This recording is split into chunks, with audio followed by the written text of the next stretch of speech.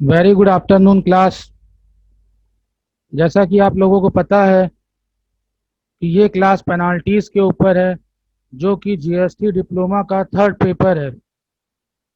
इस पेनाल्टीज में हम लोग ऑलरेडी राजीव बंसल एसपीबीडी की बुक से पढ़ रहे थे, और इन्होंने इस पेनाल्टी को चैप्टर नंबर 25 पे रखा है।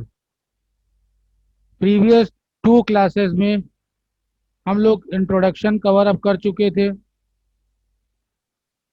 और इसके टू केसेस हम लोगों ने कवर अप किए थे। आज हम लोगों की बारी है, जो पॉइंट नंबर 2 है पेनाल्टी की, रजिस्टर्ड पर्सन की, वहां से हम लोग स्टार्ट करेंगे। मींस यहाँ पर प्रीवियस क्लास को छोड़ा था, उसी के ही आगे ये कंटिन्यूएशन होगा। क्या कहता है ये सेक्शन, देखते हैं। एनी रजिस्टर्ड पर्सन, तो पहली बात तो आ गई रजिस्टर्ड पर्सन के लिए।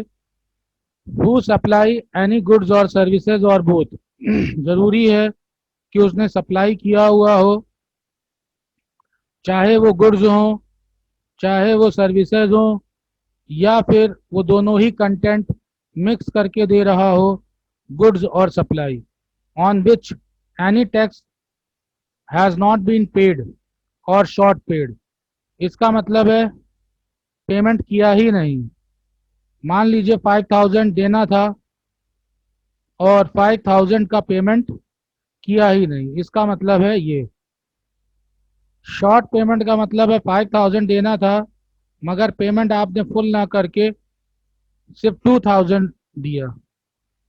या फिर तीसरा पॉइंट है कि आपको ये गलती से रिफंड हो गया, तो इसका मतलब आपके अकाउंट में ये पैसा आ गया। इन तीनों ही कंडीशंस को देखें तो इसमें आपके ऊपर लायबिलिटीज बनती है, आप मतलब रजिस्टर्ड पर्सन के ऊपर लायबिलिटीज बनती है। पहले केस में जब आपने टैक्स दिया ही नहीं तो पूरी ही लायबिलिटीज बन जाती है 5000 की। सेकंड में जितना बचा हुआ पैसा है, सर इसका मतलब 3000, यस, 5000 में से 2000 आपने पे कर दिया तो 3000 बचा हुआ, इसकी लायबिलिटीज बनती है। और गलती से रिफंड हो करके अगर कोई पैसा आ गया है तो वो सब आपको वापस करना है। और चौथी बात है इनपुट टैक्स क्रेडिट की, ये हमारी चौथी बात है, 4। इसमें क्या है कि आपने इनपुट टैक्स क्रेडिट को गलत तरीके से ले लिया या उसको यूटिलाइज कर लिया। सर थोड़ा टिपिकल नहीं लग रहा है? हाँ बेटा, थोड़ा टिपिकल है, मगर आपको ये पॉइंट्स याद रखने हैं। कैसे याद रखने हैं इसको देखिए। सबसे पहले तो आप जब रजिस्टर्ड पर्सन को बताएं तो ये पॉइंट्स आपके क्लियर होने चाहिए। 1, सर्विस 2, और यहाँ पर 3, तीनों को, दोनों को लेकर के। तो पहली लाइन में तो आप पूरा कवर करिए कि डीलिंग किस में हो रही है, सप्लाई किससे रिलेटेड है। तो जो सप्लाई आपकी है, सप्लाई की अगर हम बात करें तो वो सप्लाई जो है वो पहली लाइन में कवर अप होनी चाहिए। पॉइंट नंबर 1 होना चाहिए, पॉइंट नंबर 2 होना चाहिए, और पॉइंट नंबर 3 होना चाहिए।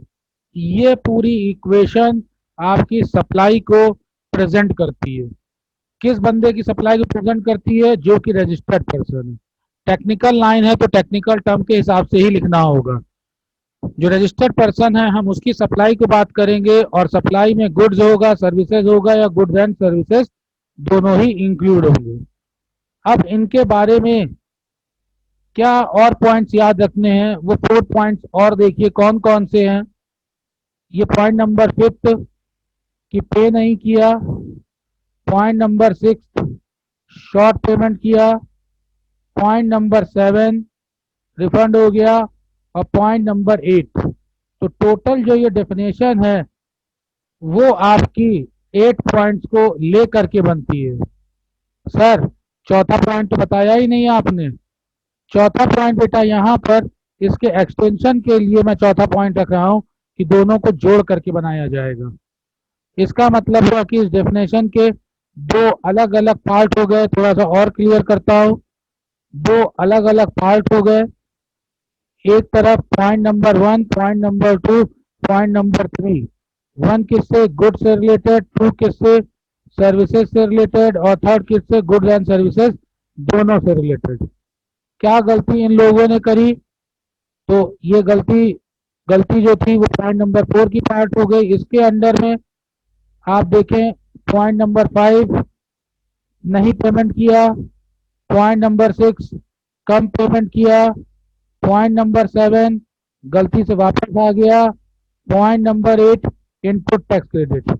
और ये सारी चीजें किससे रिलेटेड होनी चाहिए, ये सारी चीजें रजिस्टर्ड पर्सन से रिलेटेड होनी चाहिए, तब ये वाला पॉइंट आपका कंप्लीट होता है। देन क्या पर्पस क्या था, for any reason other than the reason of fraud. तो इसमें किसी भी तरीके की गलती हो सकती है, मगर ये रीजंस नहीं होने चाहिए। कौन कौन से, फ्रॉड नहीं होना चाहिए, number 1, any wilful misstatement, जानबूझ करके ऐसा नहीं किया गया हो, suppression of tax to evade, tax चोरी करने का पर्पज नहीं होना चाहिए, shall be liable to a penalty of 10,000। तो ये 10,000 की पेनाल्टी आपको लगेगी, या फिर जो रुपए है वो 10% of the tax from such person whichever is higher. तो इसका मतलब हुआ कि अगर 10% जो है वो ज़्यादा होता है 10,000 से, तो वो भी हो सकता है, क्योंकि यहाँ पे टर्म यूज है whichever is higher use किया गया है। तो अपने आंसर में इस पॉइंट्स को ध्यान दीजिएगा कि सबसे पहले रजिस्टर्ड पर्सन हो, उसका गुड सर्विस या कंप्लीट दोनों ही चीज़ें हो, और ये कमी या तो भूल गया है, अगर भूल गया है तो ना वो फ्रॉड हो, ना जानबूझ करके मिस स्टेटमेंट हो, और ना टैक्स रिवीजन के लिए किया गया हो। देन नेक्स्ट पॉइंट पर आते हैं, बी, इसके ऊपर, फॉर रीजन ऑफ फ्रॉड और एनी विलफुल मिस स्टेटमेंट और supervision of fact to vet tax shall be liable to a penalty equal to 10,000 rupees or tax due from such person whichever is higher। Sir ये तो वही बात हो गई। हाँ बेटा, पहले में तो अलग करके कह दिया गया अदर देन, कोई भी रीजन आ सकता है, इसके अलावा भी अगर यही रीजंस आते हैं फ्रॉड के, विलफुल मिस स्टेटमेंट के, सुपरविजन ऑफ फैक्ट के, तो फिर 10,000 रुपए का टैक्स आपको यहाँ पर देना पड़ेगा, या 10% दोनों में से जो भी कंटेंट ज्यादा हो। इस पॉइंट को मैं एक बार फिर से आपको बता देना चाहता हूं, जो कि ट्री के रिलेशन से समझाऊंगा। सबसे पहले देखिए, आप लीजिए रजिस्टर्ड पर्सन को, ये रजिस्टर्ड पर्सन है, ये रजिस्टर्ड पर्सन क्या काम करता है, तो ये जो काम करेगा वो किससे रिलेटेड है, वो काम रिलेटेड है सप्लाई से। ये सप्लाई करे, सप्लाई की डेफिनेशन आपको पता है, ये चाहे रिलेटेड कंटेंट गुड से हो, या फिर ये कंटेंट रिलेटेड हो किससे, सर्विसेज से रिलेटेड हो, या फिर ये कंटेंट गुड्स और सर्विसेज दोनों से रिलेटेड हो।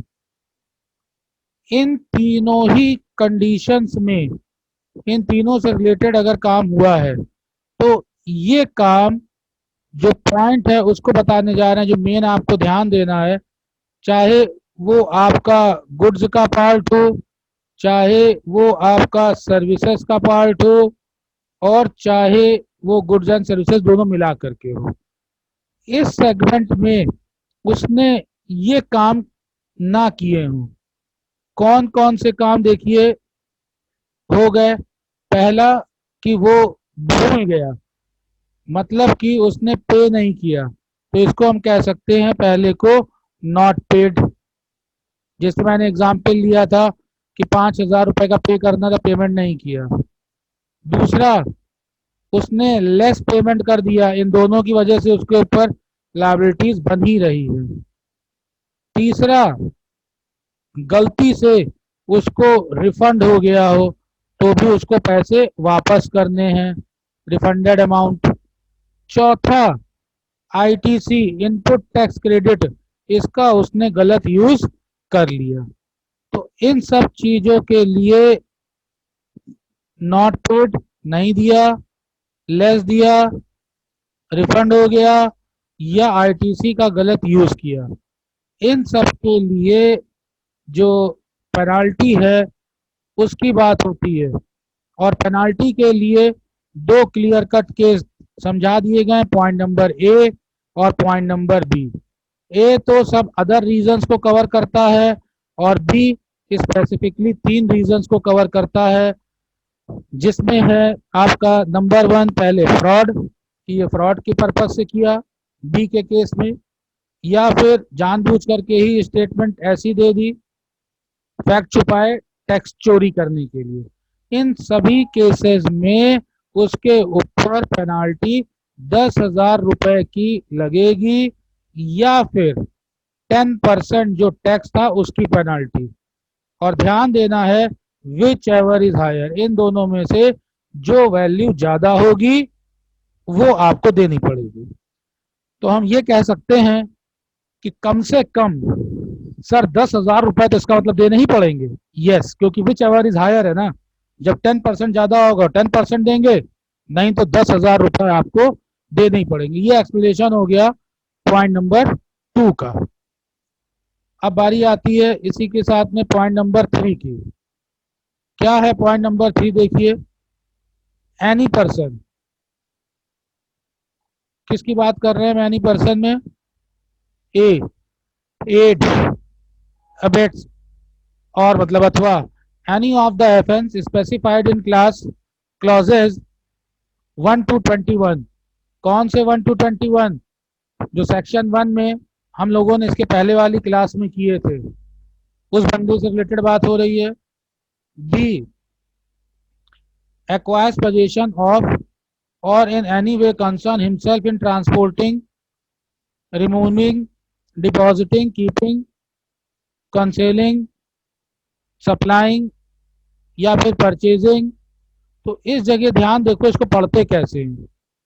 अपने कब्जे में रखता है, किसी भी तरीके से अपने कब्जे में रखता है। कौन? जो पहले वाले पॉइंट में 21 में आ चुका है, या फिर कब्जे में रख के नहीं बैठा है, उस गुड्स को कहीं ट्रांसपोर्ट के माध्यम से ले जा रहा है, अपने जगह से रिमूव कर दे रहा है, या कहीं ले जा करके उसको डिपॉजिट उसने कर दिया, छुपा कर रखा हुआ है कीपिंग, या चोरी का पर्पज है इधर से उधर सप्लाई कर रहा है 6, या फिर उसको परचेज करता है ऐसे पार्ट को, और इन एनी अदर मैनर, इसके अलावा अगर कोई और ऐसा मैनर है जिसमें इस तरीके के गुड्स को डील किया जा सकता है। तो ऐसे गुड्स को क्या डील कर सकते हैं? लखनऊ से कानपुर भेज रहे हो, ऐसी डीलिंग हो सकती है, तो ये ट्रांसपोर्टेशन में आ गया। तो कहने का मतलब है ऊपर के जो आपके 7 वर्ड्स लिखे हुए हैं, इन वर्ड्स के अलावा अगर कोई भी रीजन है तो हम उसको यहाँ पर रख लेंगे। Has a reason to believe are liable to confiscation under this act और दिस रूल, और जिसमें ये विश्वास करने के लिए इस सेक्शन के अंदर में है कि उसको सीज कर दिया जाए, मतलब उस गुड्स को वहीं पर गवर्नमेंट सील लगा करके अपने कब्जे में ले ले। यहाँ उस बंदे की बात हो रही है, उसके ऊपर पेनाल्टी। देन सी, रिसीव। तो सर पहले वाले का मतलब ये हुआ कि जिस भी बंदे के साथ में ऐसा कनेक्शन हो चुका है और उस गुड्स को उसके रिलेशन में अगर हम कोई डीलिंग करते हैं तो हम भी इसके साथ अटैचमेंट में आ जाएंगे। यस, इसमें अदर पार्टी है वो भी अटैच में आ जाती है। रिसीव्स और in any way concern with the supply of, supply का मतलब यहाँ पर सेल की बात हो रही है, or in any other manner deal with any supply or services which he knows or he has a reason to believe in contravention of any provision. तो किसी भी प्रोविजन के उल्लंघन को लेकर के अगर कोई काम किया गया है तो वो पर्सन भी इसके अंदर मान लिया जाएगा। Then fail to approach before the officer, इसका मतलब है कि ऑफिसर ने किसी भी वजह से टैक्स आपने दिया, मान लीजिए एक वजह हो सकती है और वो उसको लगता है कि अंडर वैल्यूड है, तो ऐसी हालत में ऑफिसर ने आपको ऑर्डर दिया कि आपके सामने प्रेजेंट होइए ताकि बातचीत हो, और आप ऑफिस में जाकर in the front of office present नहीं होते हैं, तो ये भी पॉइंट आपसे रिलेटेड बात कर रहा है, वो भी कवर अप होता है। E, fail to issue invoice in accordance with the provision of the act, इसका मतलब है कि इनवॉइस तो इशू करा मगर जिस तरह एक्ट में रूल और प्रोसीजर और फॉर्मेट दिया है उसको फॉलो नहीं किया गया। या फिर fail to account for invoice, दे तो दिया इनवॉइस मगर उसको फिर अपने नोटबुक में लिखना ही भूल गया। Shall be liable to a penalty which may extend to 25,000। तो इस हालत में इसके ऊपर जो पेनाल्टी लगेगी वो कितनी लगेगी, 25,000। तो आपको मैंने प्रीवियस वाले में पॉइंट में 10,000 रुपीज बताया था, और यहाँ पर आपको जो पेनाल्टी याद रखनी है वो कितनी याद रखनी है, 25,000। तो इस तरह से हम लोगों ने यहाँ पर इस पे 3 केसेस देख लिए। पहले रिकॉर्डिंग में मैंने ये 21 पूरे केस कवर अप किए थे, पेनाल्टी फॉर सर्टेन ऑफेंसेस। यहाँ पर था पहला किससे रिलेटेड था, वेयर अ टैक्सेबल पर्सन। तो ये टैक्सेबल पर्सन ये 21 कंडीशन में था, ये 21 कंडीशन में फिट बैठता है, वो पर्सन आ जाएगा। आज दूसरी कंडीशन कवर अप करी जिसमें ये 2 पॉइंट मेन कवर अप कर दिए, वो भी फिट बैठेगा। और इसके अलावा जो बचा खुचा है, कोई पार्टी भी उसमें इन्वॉल्व होती है, सहायता करती है, मदद करती है, तो वो भी इसमें इन्वॉल्व हो जाएगी। थर्ड वाले केस पे थर्ड पार्टी को समझिएगा कि वो किस किस तरीके से कंसीडर होती है, वो भी इन्वॉल्वमेंट का पार्ट है। तो ये पोर्शन हम लोगों का कंप्लीट होता है। अब हम लोग आते हैं जनरल पेनाल्टी के ऊपर। सर ये जनरल पेनाल्टी क्या है, any person who contravenes any of the provision of this act. तो चाहे वो कोई प्रोविजन हो या फिर rules made thereunder for which no penalty is separately provided for in this act shall be liable to a penalty which may be extended to 25,000। तो फिर से 25,000 रुपए के लिए। सर ये जर्नल वाली बात समझ में नहीं आई। देखिए जो फर्स्ट पार्ट था उसमें आपने जो भी एरर करी, मिस्टेक करी, जानबूझकर करी, धोखे से हो गई, तो वो सारी पेनाल्टीज उस कंडीशन से रिलेटेड थी और स्पेसिफिक थी। ये स्पेसिफिक कंडीशन 1.1, 2 और 3 में कवर अप होती है। मगर इसके अलावा भी अगर कोई और मिस्टेक होती है और किसी भी सेक्शन के पार्ट में छूट जाती है, सर कौन सी मिस्टेक, क्या सुबह उठ करके हम कोई काम करना भूल गए, वो मिस्टेक नहीं। इसीलिए यहाँ पे कहा गया है इस एक्ट के प्रोविजन के रिगार्डिंग कोई मिस्टेक होती है या बीच बीच में कोई रूल बनाया जाता है उससे रिगार्डिंग कोई मिस्टेक होती है और जिसके बारे में कोई पेनाल्टी पहले से नहीं दे रखी हैं, तो उनको 25,000 के दायरे में रखा जाएगा। अच्छा तो सर इसका मतलब है जो कुछ भी बचा खुचा है वो यहाँ कवर अप हो जाएगा, इसका मतलब यस। अब आप बिल्कुल ठीक समझे। अब हम आते हैं 125 हम लोगों ने कंप्लीट कर लिया है। अब आते हैं नेक्स्ट पे जो कि है 126। क्या कहता है 126, general discipline related to penalties. Number 1, no officer under this act shall impose any penalty for minor breach of tax regulations or procedural requirement or in particular or any omission or mistake in documentation which is easily rectifiable। तो बेटा ये journal discipline की बात ये हो रही है कि आपके ऊपर जो पर्सन है जो आपके ऊपर टैक्स इम्पोज करेगा ये उसको डायरेक्शंस दिए जा रहे हैं। यहाँ पर ये डायरेक्शंस हैं 126 में कि पेनाल्टी लगाते समय आप ये अपने आप को मत समझिए कि आप दुनिया के सबसे बड़े राजा हो गए हैं और जो मन चाहेगा वो करेंगे। तो बताया गया है कि इस जगह पर कुछ पॉइंट्स हैं जिनको स्पेसिफिक वे से एक्सप्लेन कर दिया गया है ये कह करके कि माइनर ब्रीच है, मतलब रेगुलेशन में कुछ छोटी मोटी ऐसी मिस्टेक हो गई या किसी प्रोसीजर को कोई खास जानबूझ करके फॉलो नहीं किया, मतलब इंटेंशन नहीं है और उसको नेक्स्ट लेवल पे आराम से रेक्टिफाई किया जा सकता है बिना किसी बड़े बर्डन के, तो ऐसी हालत में पेनाल्टी नहीं लगानी चाहिए। ये हो गया फर्स्ट डायरेक्शन।